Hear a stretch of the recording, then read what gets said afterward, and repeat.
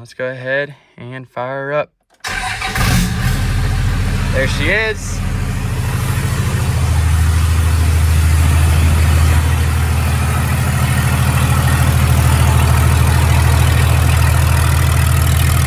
So naturally aspirated 24 valve.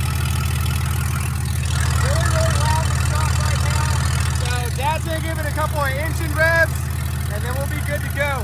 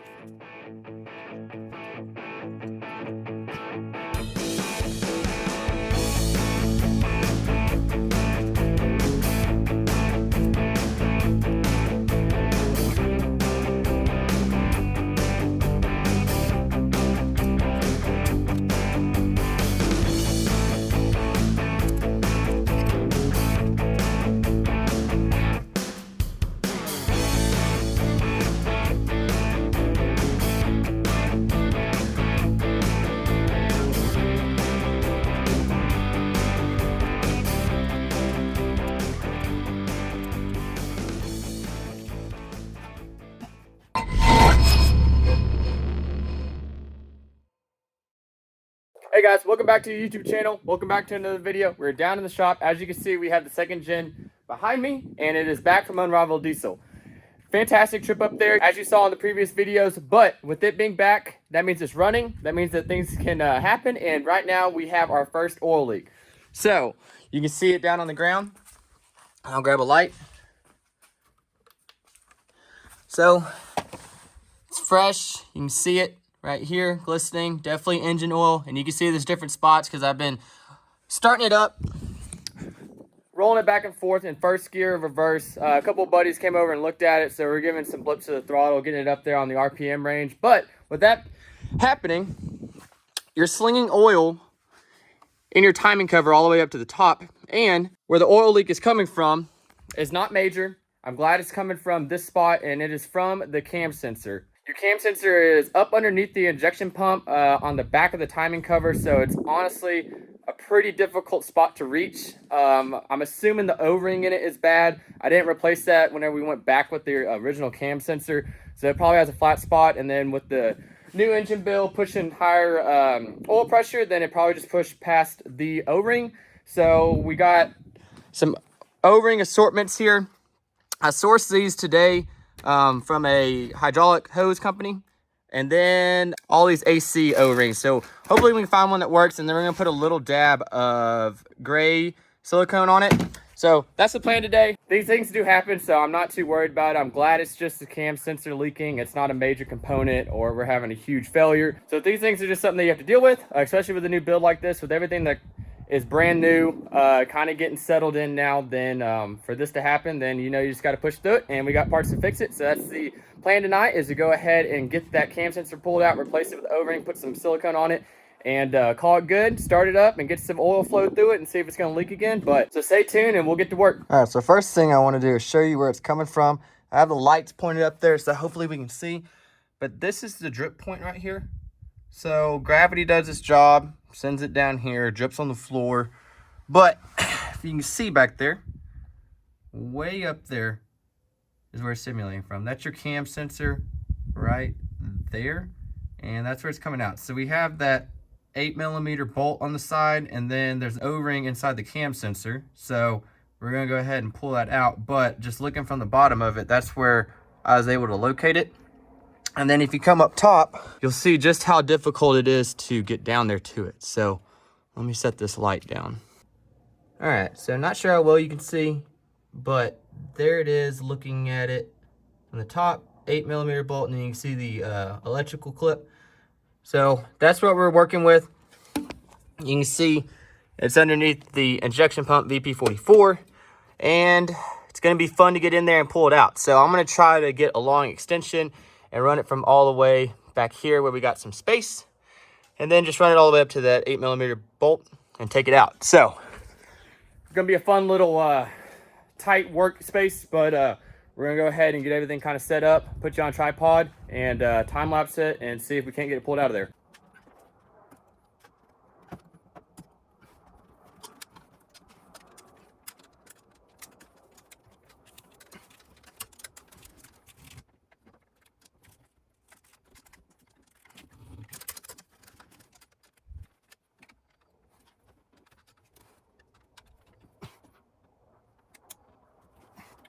All right, not sure if you can see too well, but I do have the extensions ran all the way, and it is locked onto that 8mm way down there. So we're gonna go ahead and put this flex head 1/4" drive on the end of those extensions, break it loose, and then get a pick or some sort of prying plastic clip tool so we can pry it out of there, inspect the O-ring, and see if that's really our issue. I'm thinking it is because that bolt is tight. I didn't forget to tighten that one. So that's the plan. Let's see if we can break this loose.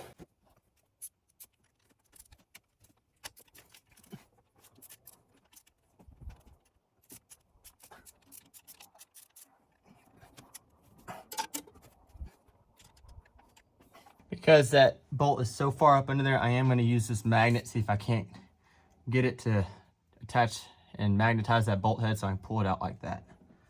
Not sure if I have enough room though, but we'll give it a shot.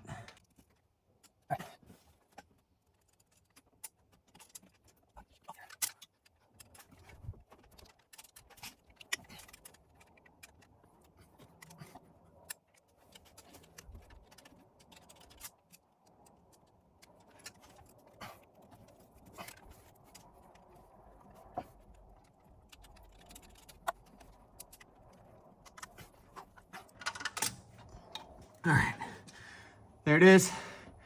Not the easiest thing to get to, but now we can pull out the cam sensor. Our cam sensor is out of there.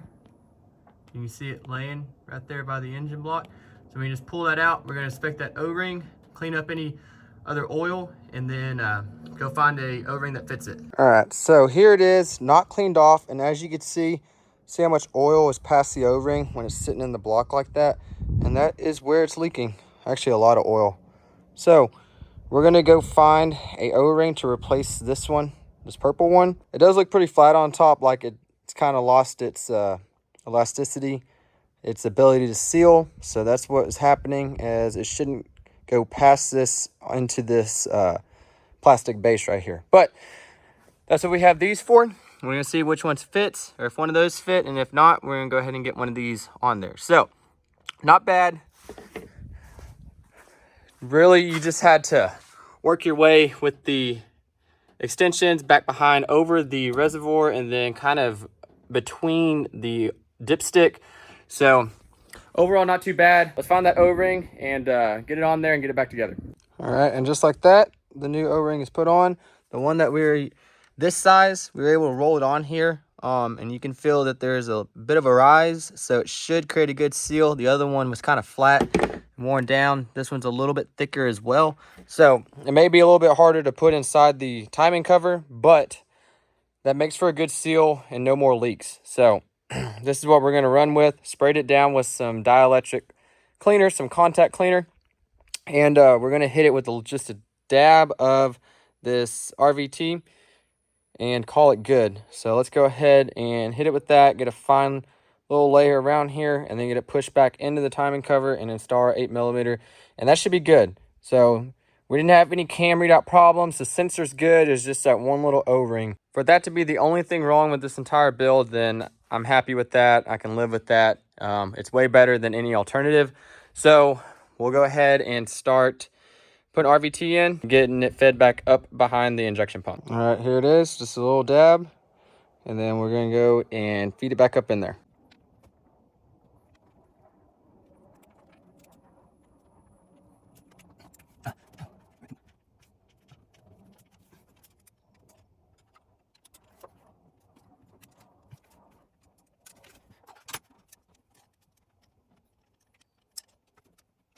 All right, not an easy install, but we got it back in. You can still see the wire. So we went in and got it to start. You had to really reach your hand back up in here. Once you got it started, I pushed it in and it was seated, but the tab and the bolt hole did not line up, so I had to get a screwdriver and work its way back up. So everything's in line. Now we get the fun job of starting that 8mm and using the magnet so we don't drop it, and get it all tightened up, and then start it. Give it some RPM, let the oil flow up on top of the cam gear, and then see if it's going to leak, and then that's it. Hopefully that fixes the issue. I hope it does. If the issue persists, then we'll try another O-ring and go from there. But it did feel like it really set in there well, a lot better than it going in the first time. So we're gonna go ahead, tighten it down, crank the truck, let it run, and then we'll come check in the morning, see if we have any oil leaks. If we don't, perfect. Then we're off to the races. All right, let's get the nut like this, and then we'll go ahead and stick that down there, and then try to latch on with here, and then get it started. Come on. That's sitting there. That's in the hole. Now it's just to see if we can't get this on there and start turning it. Not an easy job. May require more luck than anything.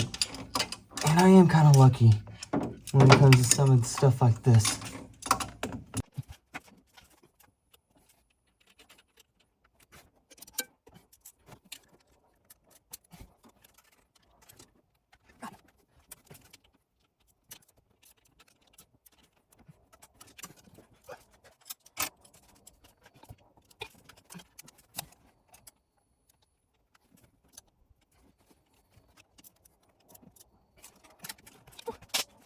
All right, so after fighting with it for some time, finally got it installed. Really just had to take your time, be patient with it, and just get everything kind of lined up. Did have to go back with a swivel or a wobble extension. The socket wasn't just lining up with the head, so it kind of rolled off there a time or two. So I got that all tightened down. Wipe everything up the best we can inside there.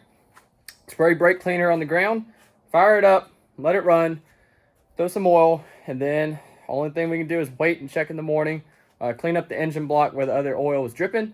But yeah, I just really wanted to film this because I know that not every build goes perfect, and this is a prime example of stuff that you have to take care of on new builds like this. All right, actually, I'm going to let that RVT set up overnight.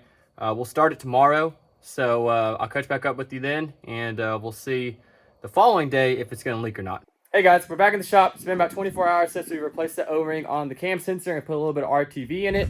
So as you can see, there are no leaks, but that's because we haven't fired the engine up. So that is what's next. This will be the first time y'all hear the engine and the truck run back in the shop here at the house.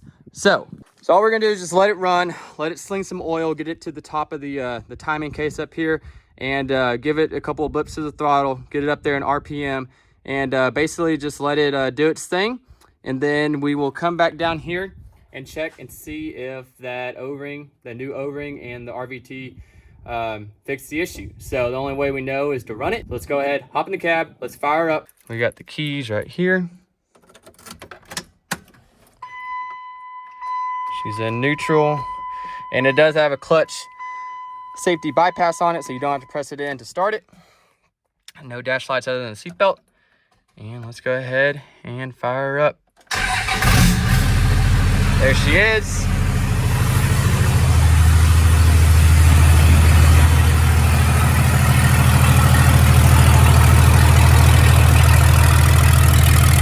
So naturally aspirated 24 valve. Really loud in the shop right now. So Dad's gonna give it a couple of engine revs, and then we'll be good to go.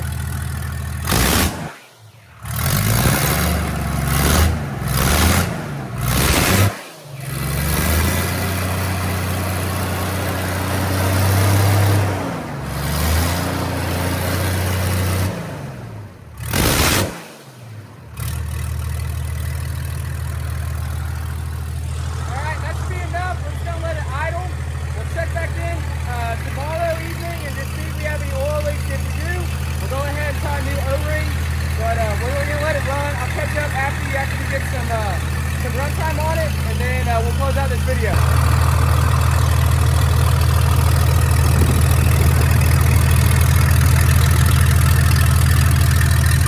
All right, sorry about that. Dad came up in the Ranger, so as I was saying before, we got the engine up in RPM. We built oil pressure. Basically, the same thing that I'm assuming caused the leak is what we did to see if it was going to leak again. No leaks, so we're going to consider that fixed.